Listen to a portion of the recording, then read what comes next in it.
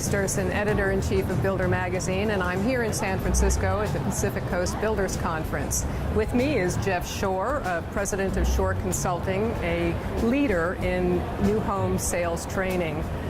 Jeff has just spent the day presenting here at the conference, but he's agreed to give us a few minutes of his time to let us know what he thinks about the state of sales and marketing for home builders today. Yeah. So, Jeff, what do you think is the biggest challenge facing builders in terms of sales and marketing? Yeah, I think it's probably just a mindset more than anything else, Denise. The market over the last 5 to 7 years has trained us to reactively change whether we wanted to or not, but it trained us for different conditions than we're facing now. I'm pretty bullish on the market. I think the market has come around. I think the wind is at our back, and I think the next few years are going to be very, very strong.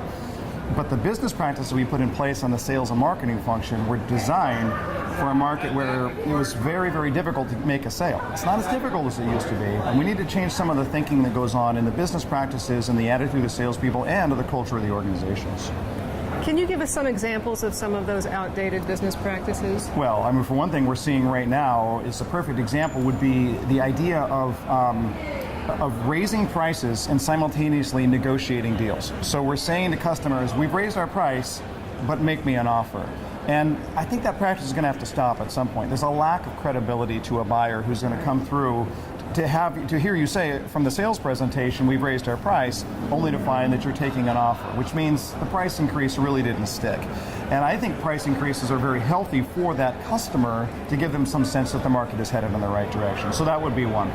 How do you think the role of the sales manager should be changing now in order to face the challenges? What we're seeing is that the sales manager is, over the last 5 years, as we cut and cut and cut, or right-sized, if you will, everything landed on the sales manager's desk. So as somebody who spends a lot of time in the consulting role working with sales managers, I'm seeing sales managers who are dramatically overburdened with meetings, with paperwork, with administrative issues, and there is nobody to go out where the action is, where the buyers are, and to work shoulder to shoulder with the salespeople. So the salespeople, I think, in many cases are feeling a little bit lost right now. They're not getting the support that they need. What would you say to builders who would say that they still can't hire people to take up the slack there for what the sales managers are now doing so that they can spend all their time training their staff? It's a tough one. I mean, we are in a high-risk, high-cost business, but it's really a mindset shift in the thinking more than anything else, because when you think about the last 5+ years, it's all been about how do we protect the bottom line, and everybody is laser focused on the bottom line. Well,